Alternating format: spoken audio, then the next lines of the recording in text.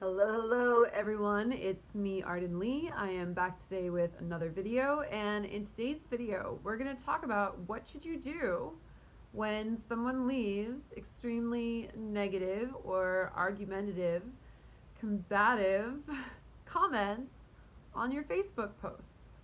How do you make sure that you are cultivating an atmosphere in your social media where you're not going to get triggered? We're going to answer that question today. That question is coming from a member of the Repatterning Parlor, which is the Facebook group that I moderate. Going to tell you guys about that in a minute.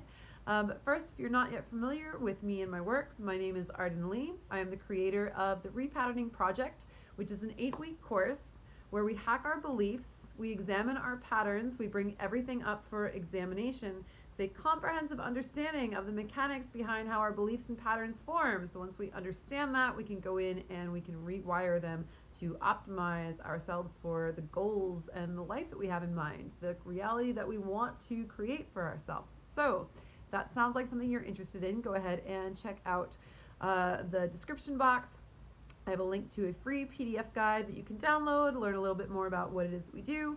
I also have a link to that free Facebook group I mentioned, the Repatterning Parlor, which is full of like-minded individuals who are looking to support each other on their path toward spiritual and personal growth, personal development, happiness, harmony, abundance, creative freedom, all that good stuff. So click over and join. We would love to see you there. All right, so this question is coming from a member of the Repatterning Parlor who asked, how do I handle Facebook post toxicity? And I clarified. I said, in your feed or on your post specifically, and they said it was on their post specifically that someone came on and commented with so much toxicity and negativity that they ended up deleting not only the person but the whole post. So first of all, I can understand when something gets so out of hand that you just want to forget about the whole thing. So I get that. I get the impulse to just forget it. I'm just going to delete the whole post. But I want you to think about how much energy is being wasted if you allow the negativity of someone else and their beliefs or their stuckness or their aggression or whatever issues they're dealing with, if you allow them to agitate you so much that you end up deleting the thing you just made. Why would you let it get to that point, right?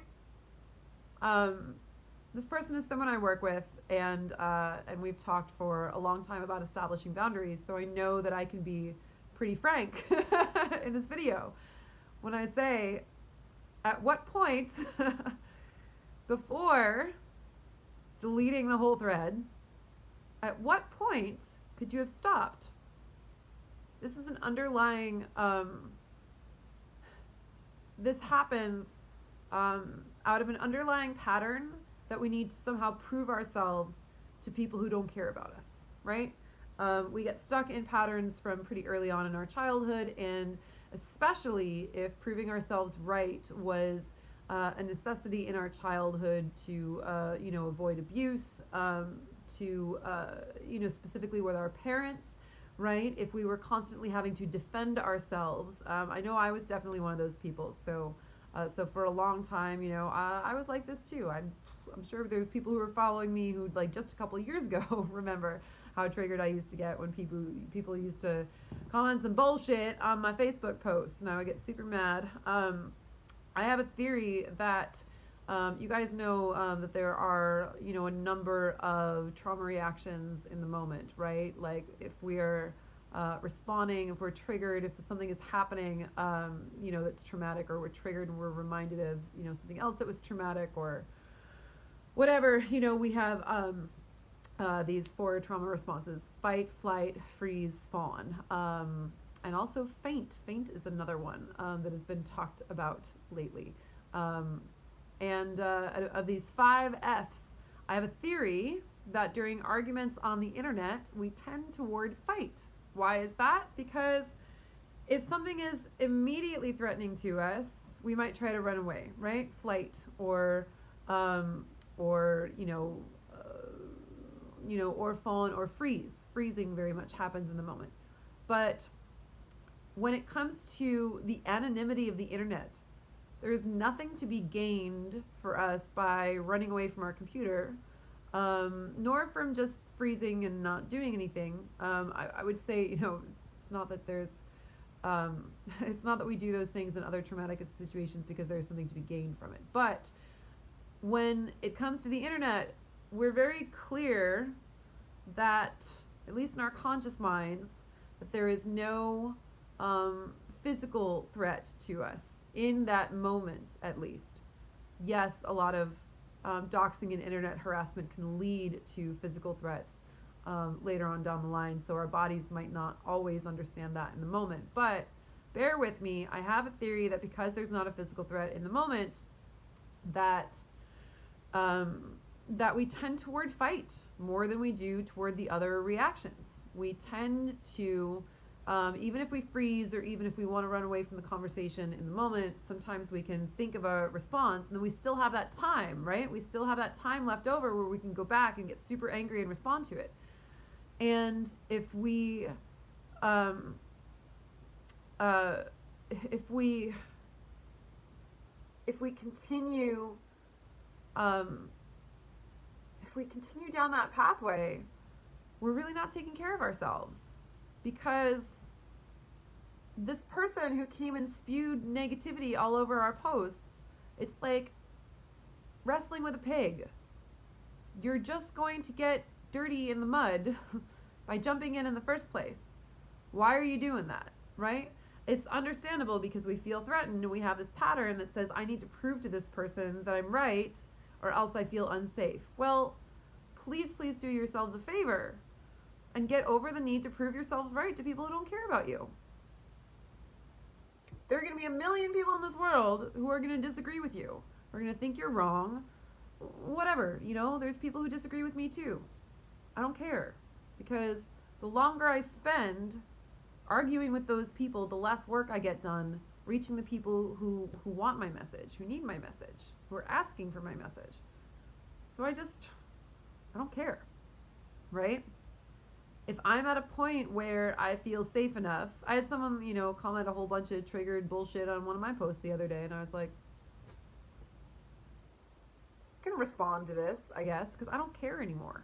I look at that and I know exactly where it comes from. I know exactly why that person got triggered. I know exactly the right-wing bullshit that they're spewing on my post, and I don't care. So in that instance, I took a moment to respond to them, but I was responding to them generally with like 1 or 2 sentences, because I just don't care about getting in that argument. It's just not a big deal to me. So ask yourselves, at what point could you have stopped engaging with this person? Was it as soon as they made the comment? Could you have just deleted it? I get a lot of pleasure, you guys, sometimes out of just like deleting men's stupid ass comments off of my posts. I don't block them. I don't comment on them. I don't whatever. I just delete. And then if they get mad that I'm like, it's my page, Like, I love the idea of just like, if people are being negative, just like silence them. That's a tip that I got from someone wrote an article about that. I wish I could remember who it was. It was a couple of years ago. But they were like, what happened when I started just deleting men's comments off my Facebook? Just, not blocking, not arguing, just delete, just like they've never even happened, right? So that's something you can do. You can also just leave them. You can just not respond at all. Or you can block them, right? You can just block them. The person who asked this question said they ultimately ended up deleting the person from their friends list and deleting the whole post. But why are you throwing out your whole post because somebody else had a negative reaction to it? At what point can you stop this pattern? Is it after 2 or 3 comments? Is it, you write back to them once and give them the benefit of the doubt, and then when you see that they're just being argumentative, you stop? You say, forget this? But at what point can you stop the pattern? There's a quote from, oh gosh, I'm I'm probably going to, I want to say her name is Aisha Adakwi. She made a tweet. I hope I got that right. She made a tweet, and it's self-care is also not arguing with people who are committed to misunderstanding you. And that's it. That's it, you guys. We only get so many hours in the day. We only get so much bandwidth to ourselves. And if we're going to allow ourselves to be thrown off by, there's always going to be people who don't like what we're saying, who don't agree with us, who are going to come spewing their negativity. There's always going to be those negative people in the world. Are you going to let them affect you? That is the question.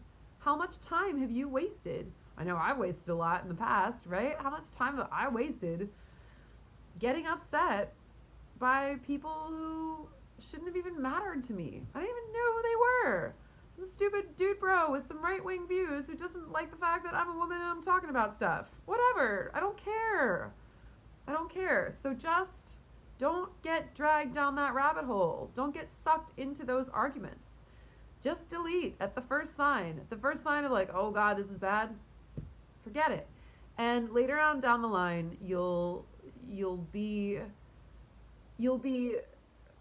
settled enough into this new way of being that you genuinely won't care and you won't get triggered. And sometimes you'll just leave those comments up there and let them look stupid and just be like, I'm going to let you look stupid for all the stuff that you're saying. You know, other people are going to come to my defense or they won't. And it doesn't matter. It just doesn't matter. Especially, you guys, I use my Facebook for my business too. I use it to talk about my work as a coach. I use it for my band. I use it for a lot of things. But if you're not using your Facebook for a business reason, there is some real serious examining you might want to do about how much of your energy you're letting get sucked into it over arguments from stupid people you don't know. I can understand if it's a friend or something that might be hurtful. And you might, if you have a friend who has some toxic viewpoints, you might want to have a longer conversation with them at some point, or you might not, whatever. And also if it's, but man, if it's just a random person, there's always going to be random negative people in the world. How are you going to deal with them? Just delete them. Stop it. Just stop. Just stop. You need to get to a place, ideally, where you are not affected by all of the negativity going around the world, because there's always going to be negativity in the world. And you can choose to speak out against it. That's great. You can choose to advocate against it. That is also great. You can choose to be an example of the kind of thing that you want to see. But if you are being in reactivity to it, then I guarantee you will always be pulled down by these kind of things, because they're not going away. They're just not. There's too many people in the world, and there's too much negativity in the world for that to happen. So curate your space. Keep people around you that you love, who love you and support you. And if someone is behaving badly, just forget it. Don't think twice. Hope this was helpful, and I will see you next time.